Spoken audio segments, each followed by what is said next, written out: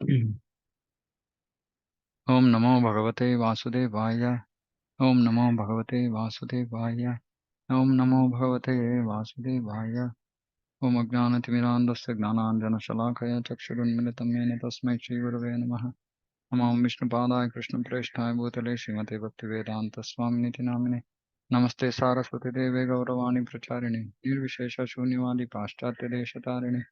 जय श्री कृष्ण चैतन्य प्रभु नित्यानंद श्री अद्वैत गदाधर शिवासादि गौर भक्तवृंद। हरे कृष्ण कृष्ण कृष्ण हरे हरे, हरे Ram Ram Ram Hare Hare.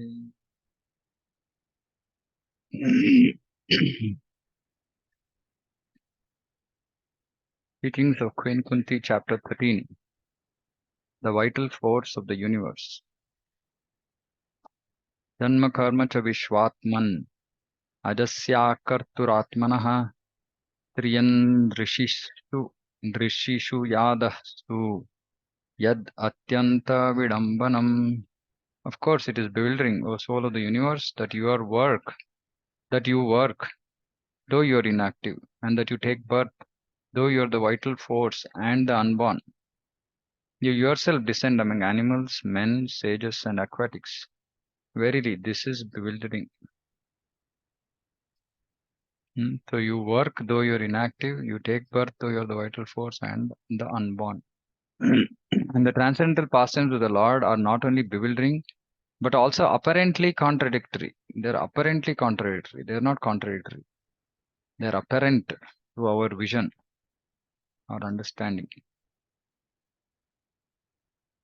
In other words, they are all inconceivable to the limited thinking power of the human being. They're inconceivable to the limited thinking power. We have limited thinking power. With that limited thinking power, we cannot understand Krishna. So that is the reason why we should not speculate about topics about Krishna. That we should simply try to hear from authorities, from Acharya. And the Lord is the all-pervading super soul of all existence, and yet he appears in the form of a boar among the animals, in the form of a human being as Rama, Krishna, etc., in the form of a rishi like Narayana, and in the form of an aquatic like a fish. Yet it is said that he is unborn and he has nothing to do. He has nothing to do. In the Shruti mantra, it is said that the Supreme Brahman has nothing to do. No one is equal to or greater than him. He has manifold energies and everything is performed by him perfectly by automatic knowledge, strength, and activity. This is Gnana Balakriyacha. So Gnana Balakriya. And this all automatically, it happens by the multifold energies. So he has nothing to do. Icha Shakti, Gnana Shakti, Kriya Shakti, all these various energies are there. By the Lord's Icha Shakti, simply by his willing, desiring, things get done. He doesn't have to do anything. All these statements prove without any question that the Lord's activities, forms, and deeds are all inconceivable to our limited thinking power. And because he is inconceivably powerful, everything is possible in him. Everything is possible. Right? So we should not doubt any activity of Krishna. Therefore, no one can calculate him exactly. Every action of the Lord is bewildering to the common man. He cannot be understood by the Vedic knowledge, but he can be easily understood by pure devotees because they are intimately related with him.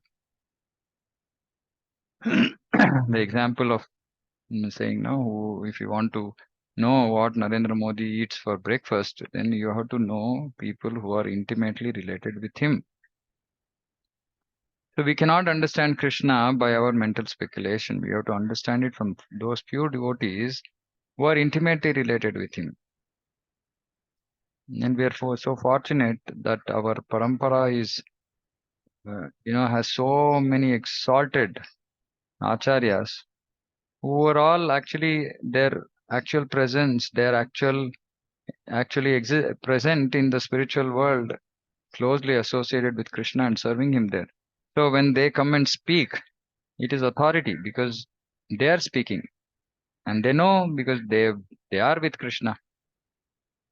Example, Rupa Goswami is Rupa Manjari. So she is the chief assistant of Lalita Sakhi, who is the chief Sakhi of Radha and Krishna. So they're so intimately related that there is first-hand information about everything that is happening in the spiritual world, about Krishna's position, about Radharani's position, about everything.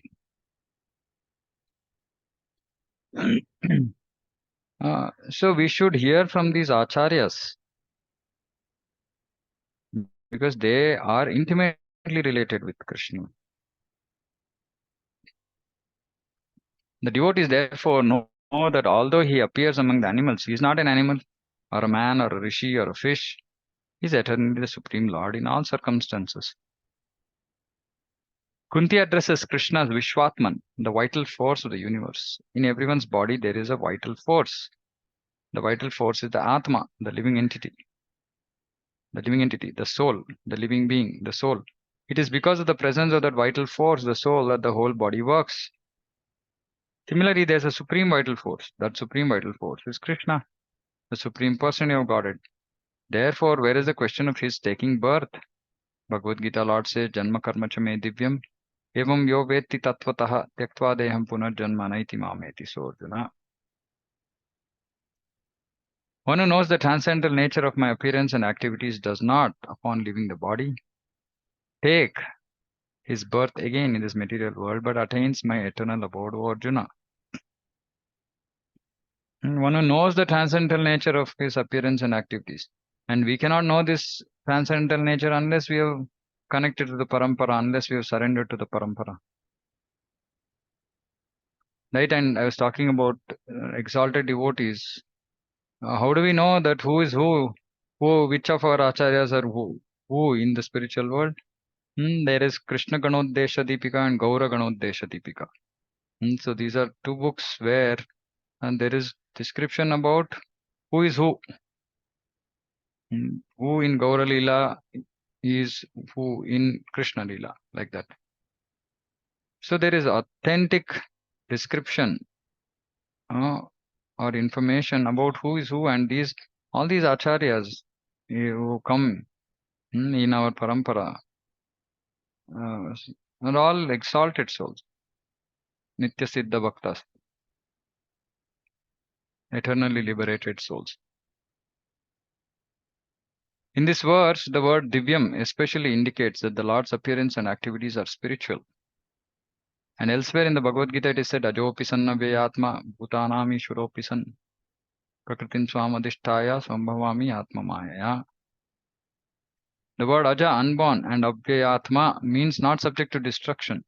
This is the nature of Krishna, whose transcendental nature is further described by Kunti Devi in her prayers to the Lord.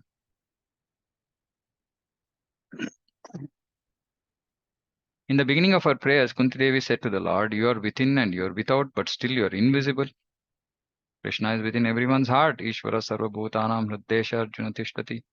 Sarvasya chaham hridi sannivishtaha. This is Paramatma. So Krishna knows our heart. We can't cheat Krishna. We can cheat everybody else, but we can't cheat Krishna. By cheating others, we cheat ourselves. Many times, we might be going through some struggle in bhakti. We are not able to do our sadhana properly, but we don't disclose it to anybody. We don't have, like Rupa Goswami says, one very close devotee who is more advanced than us, who can help us, guide us. Guhyam Makhyati Pruchati. So we don't have such a devotee. So what happens is whatever is happening within, we keep it to ourselves. We don't share it with anybody. And by not doing that, we are cheating ourselves because we might fall down from the platform of bhakti or slip. Whatever it is, Krishna knows. We might pretend to be advanced in front of others, but Krishna knows what our real situation is. Indeed, he is within everything, even within the atom. Andantarastha paramanu chayantarastam. Krishna is within and he is also without. Thus, Krishna showed Arjuna his external feature of the Vishwarupa, the gigantic cosmic manifestation, because he is everywhere. The external body of Krishna is described in Srimad Bhagavatam. External body is Virat Rupa. There, the hills and mountains are described as the bones of the Lord, great oceans as different holes in the Lord's universal body, planet known as Brahmaloka as the upper portion of his skull. Those who cannot see God have thus been advised to see him in many ways in terms of material cosmic manifestation, according to the instructions given in the Vedic literature. So this is for those people who are in the first stage of God realization, where they can't think of anything beyond just a material form. So for them, this this is a description or a imagination which has been given, or comparison which has been given, so that whatever they see in the cosmic manifestation in this material world, they can relate that to being different parts of the body of the gigantic body of the Lord.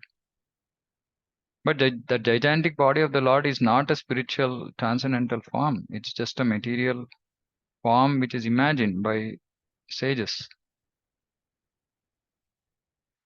There are those who can simply think of God as being great, but do not know how great He is. When they think of greatness, they think of very high mountains, sky, planet, other planets. Therefore, the Lord has been described in terms of such material manifestations, so that while thinking of these different manifestations, one can think of the Lord. This is also Krishna consciousness, but a very early stage of Krishna consciousness. If one thinks the mountain is the bone of Krishna, or one thinks of the vast Pacific Ocean as Krishna's navel, one is in Krishna consciousness. Of course, than thinking about Krishna like this, it's best to look at Krishna and say, oh, Krishna's beautiful smile.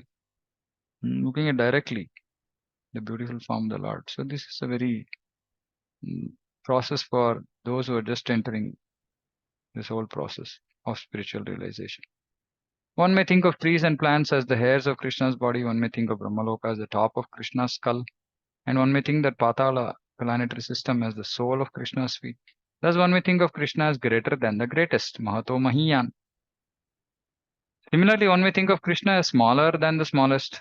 That is also a kind of greatness. Krishna can manufacture this gigantic cosmic manifestation, and he can also manufacture a small insect. In a book, one may sometimes find a small running insect smaller than a period, full stop. This is Krishna's craftsmanship. Anoraniyan Mahato Mahiyan, Kathopanishad. He can create something greater than the greatest and smaller than the smallest. Now, human beings have manufactured the 747 airplane, which according to their conception is very big. But can they produce an airplane as small as a flying insect? That is not possible. Such sharp logic. Actual greatness, however, is not one-sided. One who is actually great can become greater than the greatest and smaller than the smallest. But even the great things men can manufacture in the modern age are still not the greatest things man has created. We have information from the Srimad Bhagavatam that Kardama Muni, the father of the great sage Kapila Dev, manufactured a huge plane that resembled a great city. It included lakes, gardens, streets, and houses, and the whole city was able to fly all over the universe.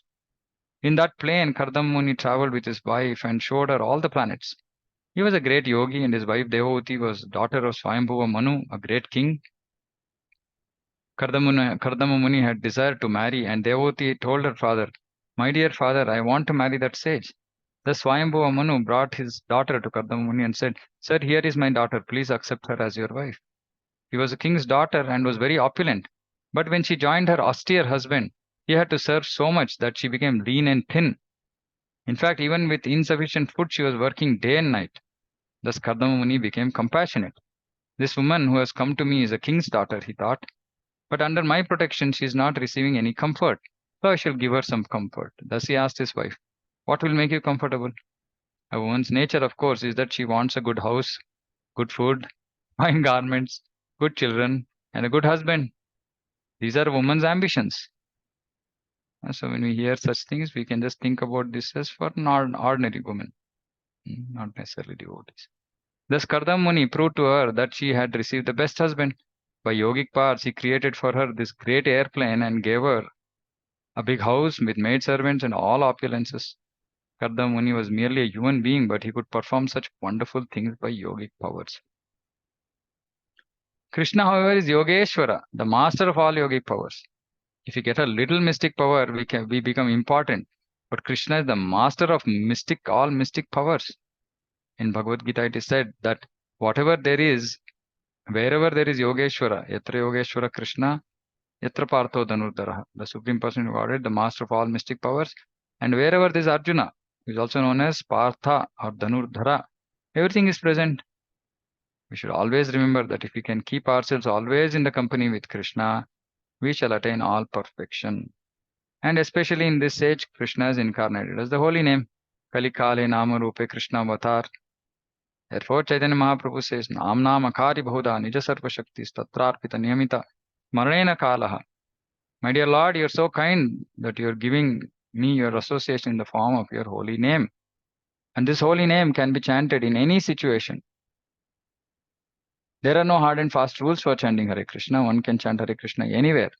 Children, for example, also chant and dance. It is not at all difficult. While walking, our students take their beads with them and chant. Where is the loss? But the gain is very great. But by chanting, we associate with Krishna personally. This is something that we have to keep hearing every day 100 times to understand how important the process of chanting is. Suppose we were to associate personally with the president, how proud we would feel. Oh, I'm with the president. So we should not feel very much proud if we were to associate with the supreme president, who is able to create many millions of presidents like those of this world. This chanting is our opportunity to do so. See, so nice. Therefore, Chaitanya Mahaprabhu says, Etadrishi tava kripa bhagavan mamapi. My dear Lord, you are so kind to me that you are always prepared to give me your association. Durdaivam idrisham yajanina anuragaha. But I am so unfortunate that I do not take advantage of this opportunity. Actually, literally, this means that I'm so unfortunate. I don't have any attraction for the holy name. Why don't we have attraction to the holy name? Anybody wants to say?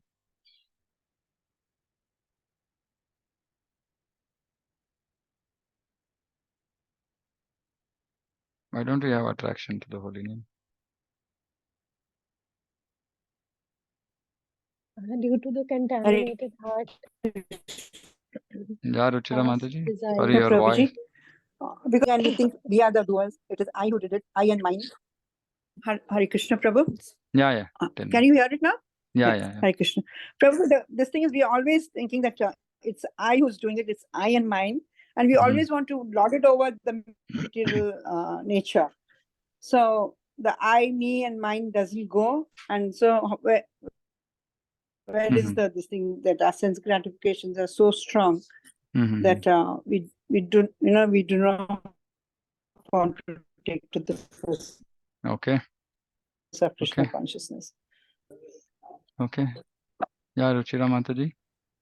Prabhuji, our heart is steel frame, tadam sharam hridayam, and the past desires and vasanas, contaminated hearts, chanting is not going inside.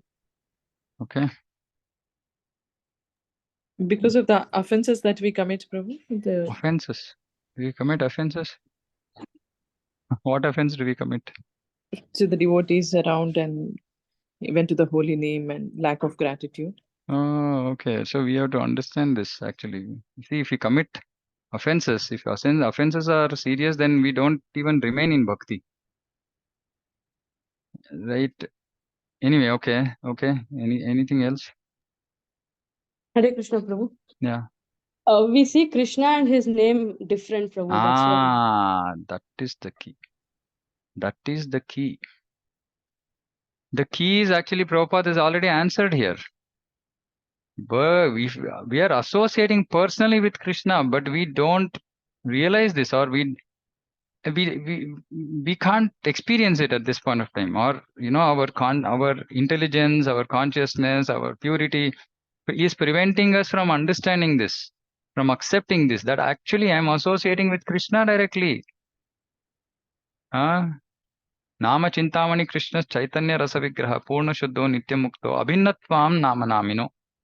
Abhinnatvan. What is this Abhinnatvan means? Non-different.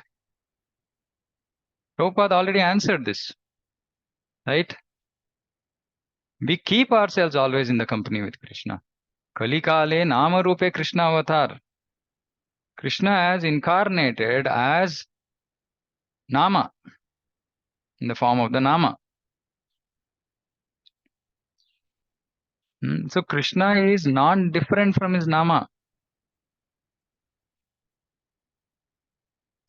See, our problem is that we complicate the process of chanting. What should we do during chanting? What is the process? What is the process of chanting? Hare Krishna. Just hear every syllable. Okay. And there's one more part. The two parts to chanting, no? What is the first part?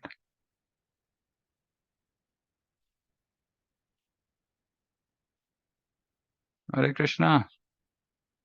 Hare Krishna Prabhu. Guru Chant Mantra. loudly and clearly. Chant loudly and clearly.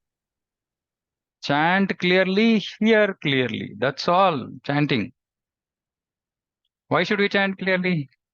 Because when we chant clearly, we realize, oh, Krishna, Hare, oh, Radha. So when we chant clearly, we can, how do we know if we are chanting clearly? We have to hear attentively. And when we hear attentively, as soon as Hare Krishna goes into our ears, the problem is it doesn't go into our ears because we are not hearing at all. Right?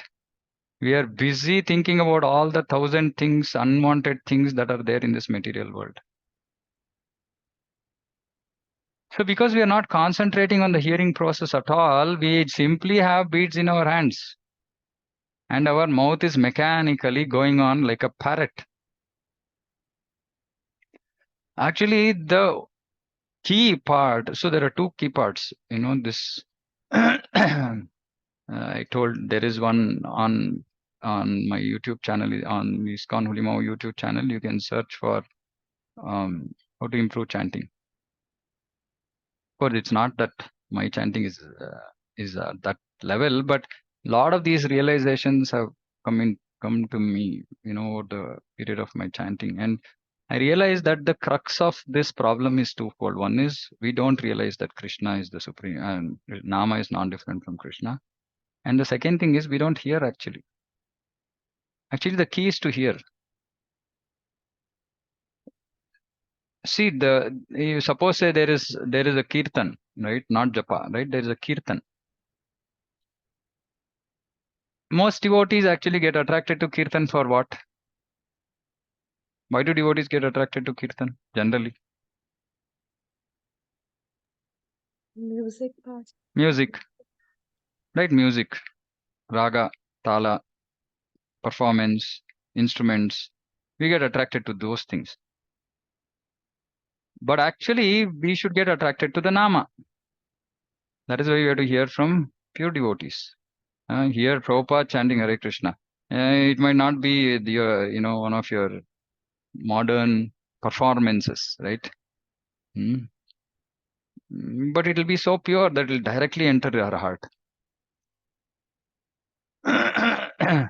So we have attraction for kirtan, but we don't have attraction to japa, which means that we are not attracted to the nama. We are attracted to the musical aspect of kirtan, which is also okay. It will slowly purify us. But if we simply hear, like suppose say we are having a class and we say, "Oh Krishna," when as soon as we hear that name Krishna, there should be some things coming into our mind automatically. Krishna means what comes to your mind? Quickly.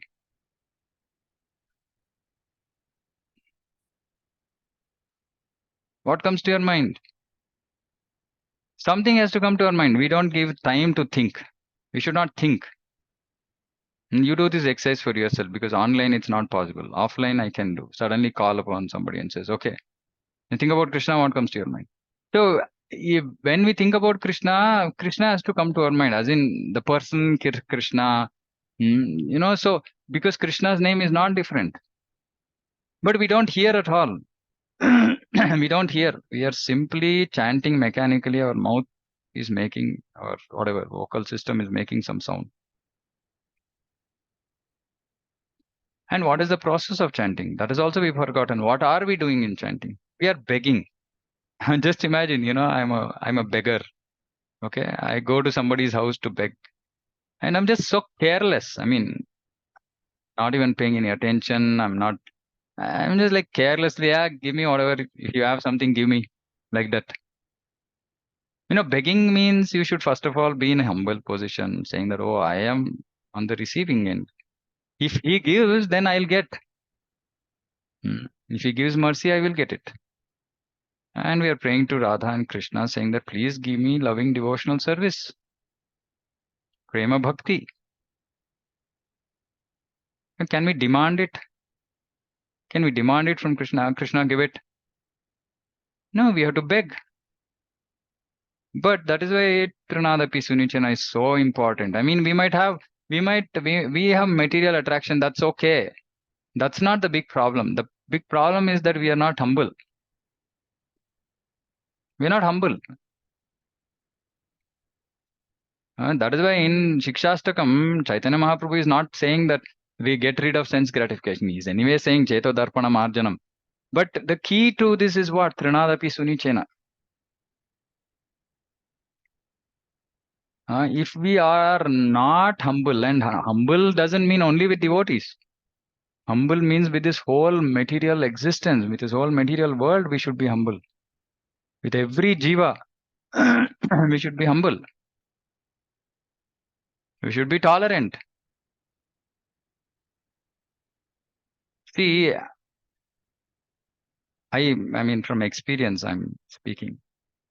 That when we have problems, we are actively trying to find solutions, isn't it?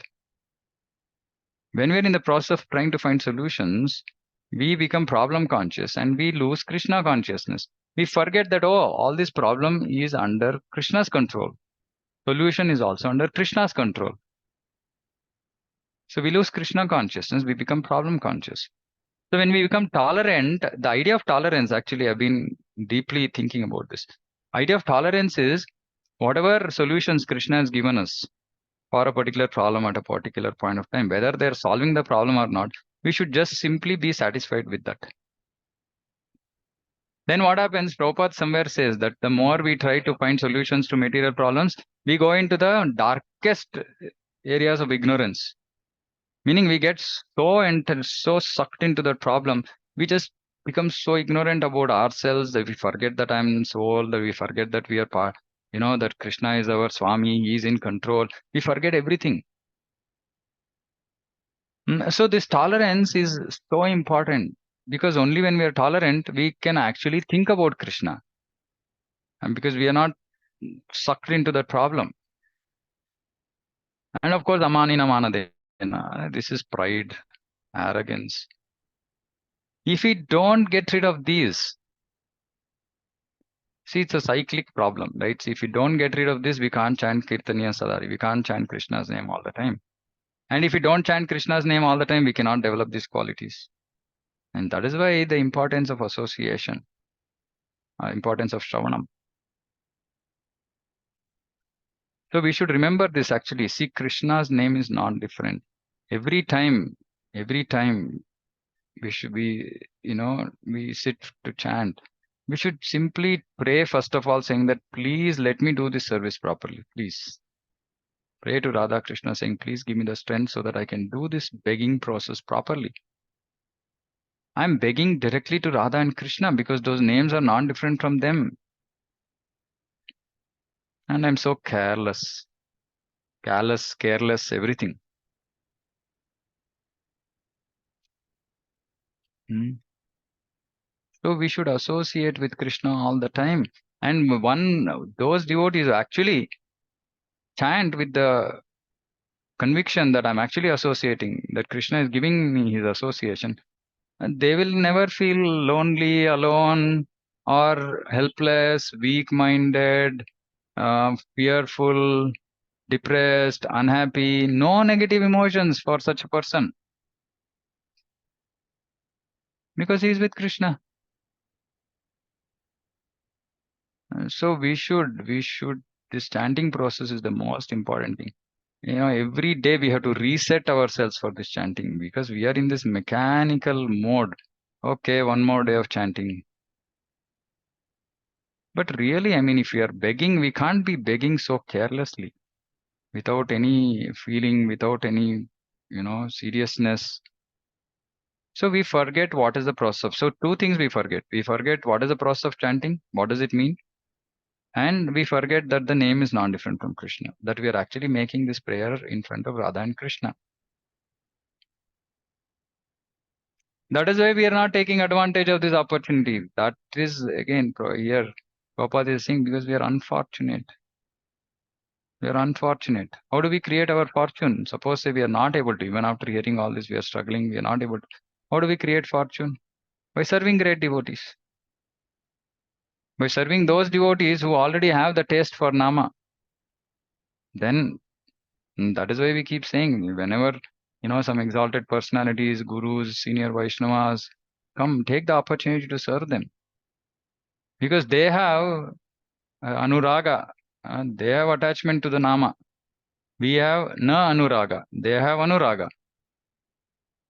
So when we serve such great devotees, then we can also, it's infectious. Prabhupada says in Bhagavad Gita, Krishna consciousness is infectious.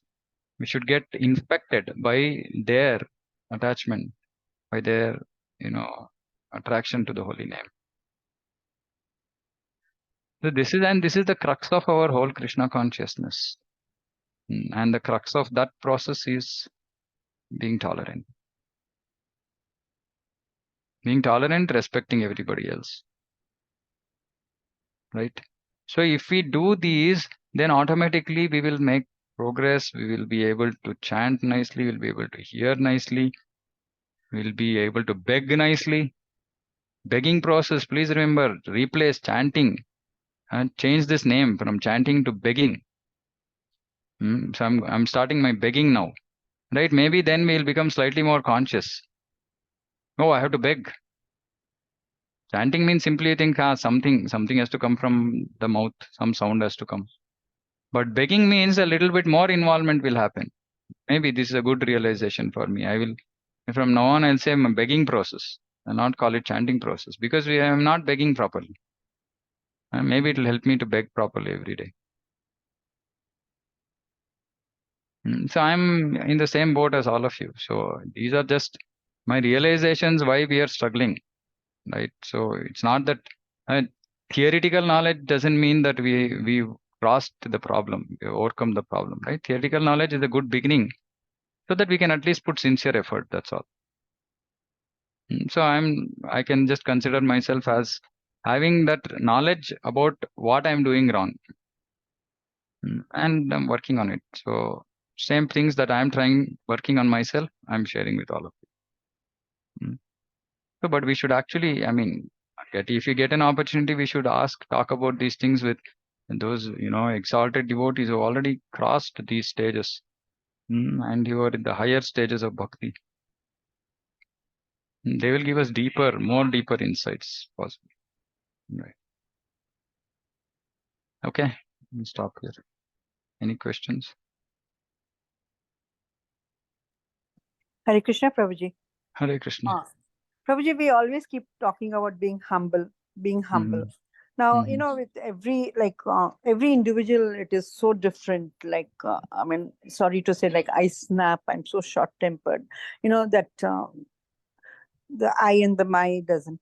And I see many times, they are my go. Why even okay? Talk to my husband also, Anukul. He's much tolerant, much humble. Like, and we're in the same house. We eat the same prasadam. We are the same this thing. Isn't this? And I seen Anadi Prabhu, like talking about him. I see his wife Linda. Isn't it an in like something with you're born with also? And how do you work on it, Prabhu? It's very easy to say, be humble, be humble. Yeah. How do you work towards it? Yeah, I mean, see, the first thing is like, I mean, this is my thought process is that we know that we are not humble. That's the beginning of the process, right? And the important thing is to let go. Are we letting go? See, we should always understand this is the process that we are doing of Krishna consciousness is very, very powerful. First thing is we have to simply follow the process properly, right? You have to follow the process properly. Now, what happens that we do chanting? Okay, we chanted for some time. Now, first of all, our chanting is not okay. Why is the chanting not okay? Because of the way our consciousness is for the rest of the day, right? That's why I say this is a cyclic process, right? We have to break out of this, right? And we have to beg for mercy. I mean, by our own strength, if we had the ability to get over all this, then we would have got over, right? And what you're saying is absolutely true. It's our conditioning. We are born with this conditioning that somebody is brash, somebody is hurt, somebody is something else. Yeah, and some fortunate souls around us who are actually showing us, demonstrating their humility. Now, I mean, and they're natural for them. They're so humble. So we have to associate with such devotees.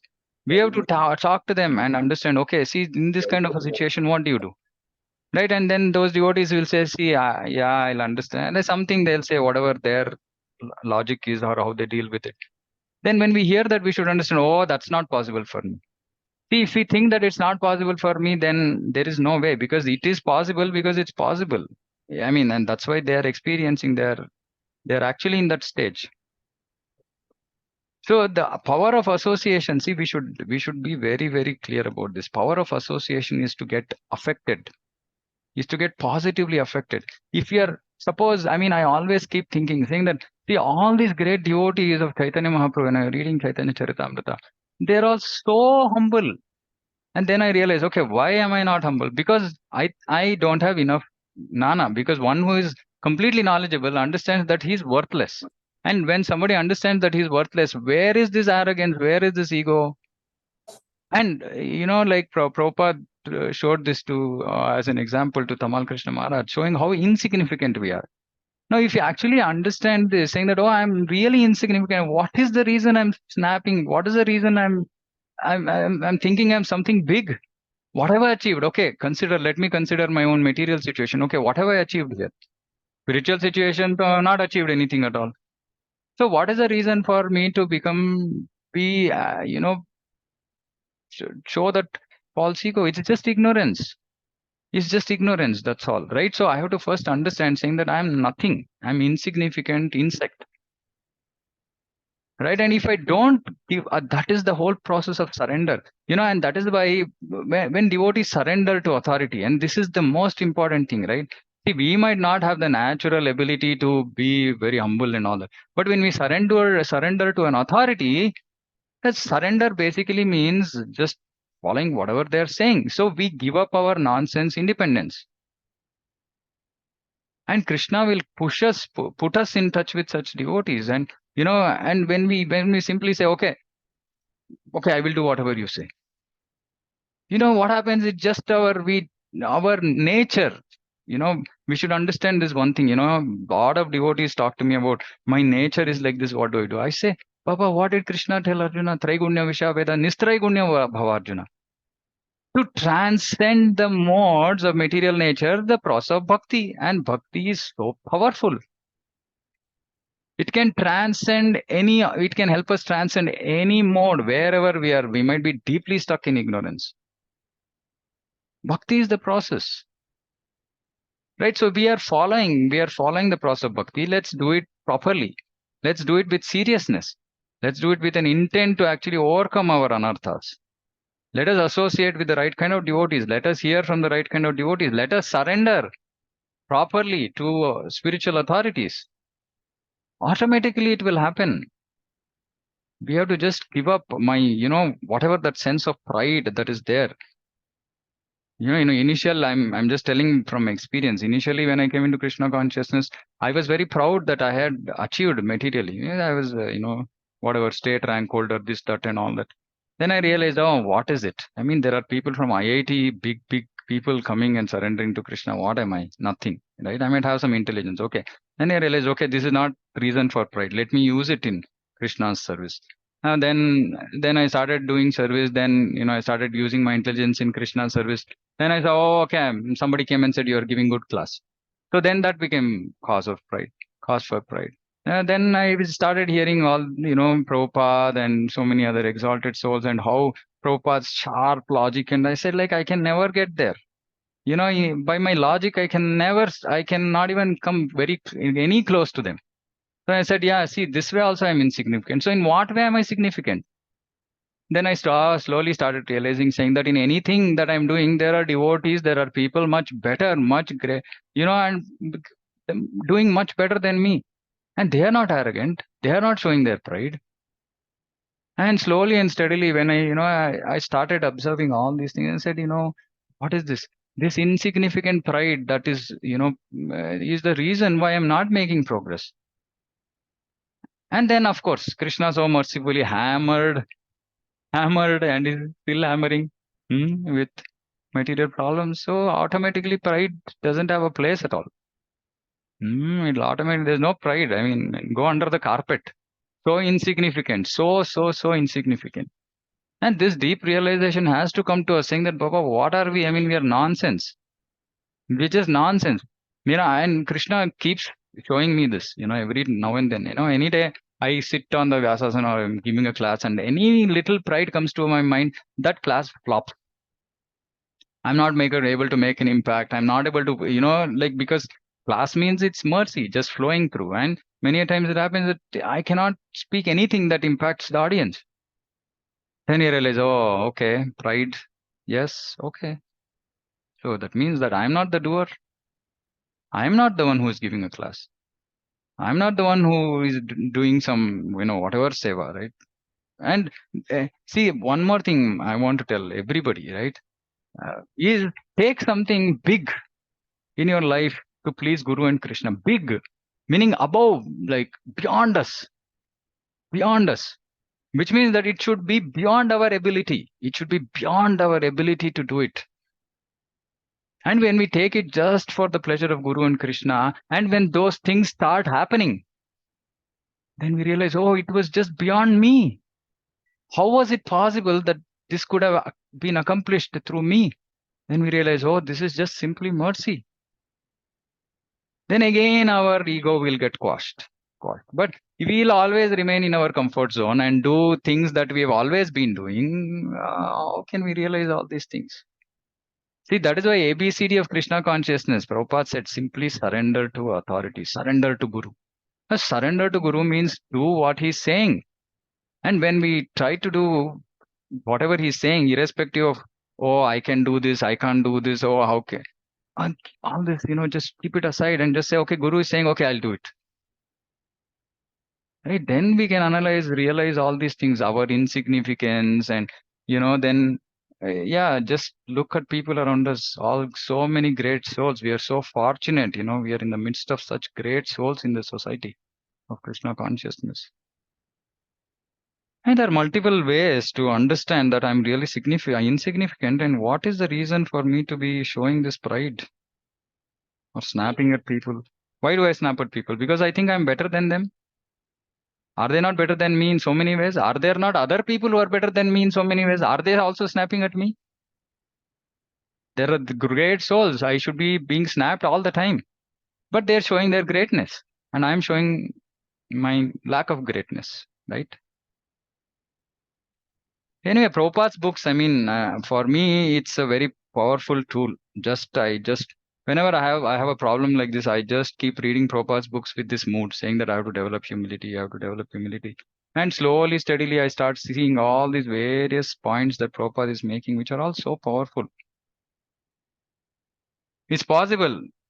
It's absolutely possible, right? So all the points that I said, it's not one or just one or two, right? Everything that I said has been my experience about how whatever little humility I have developed. Very little I have developed, but I've definitely, from when I came into Krishna consciousness to what I am today, I can see a drastic difference.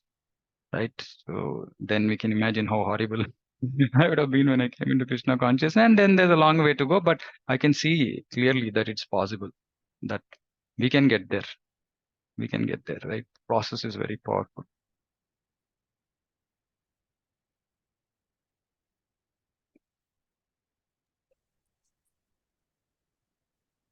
Yes. Okay. Anything else? Anybody? Focus on chanting. Okay. I'm also trying. Hare Krishna, Prabhuji. Ah. Prabhuji, when we are chanting 16 rounds, should we sit in one place till we finish our rounds? No, nothing like that. Nothing like that. See, everybody's body is different.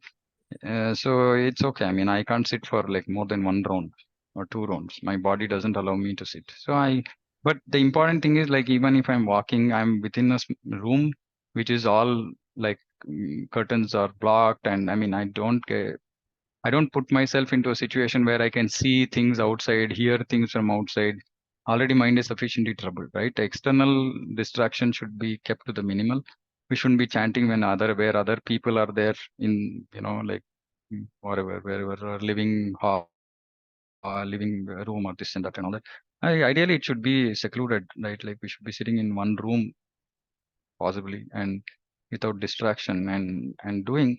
And yeah, there is no restriction that we should be only sitting. Those fortunate souls who have got bodies which can, help them sit in one place and chant, very good, right? But it's not going to prevent us from doing good chanting. Okay, Prabhuji. Thank you, Prabhuji. The focus has to be on the name and realizing that it is non-different from Krishna. That is the focus. There's nothing else. Everything else is secondary. Okay. Jagat Guru शिल प्रभुपाद की जय, समवेत गौरव भक्तवृंद की जय, वांछा कल्पतरुभ्यश्च कृपा सिंधुभ्यः परितारं स्वामिभ्यो वैष्णवेभ्यो नमो नमः. Hare Krishna. Hare Krishna, Prabhuji. Thank you. Hare Krishna. Dandavat. Thank you.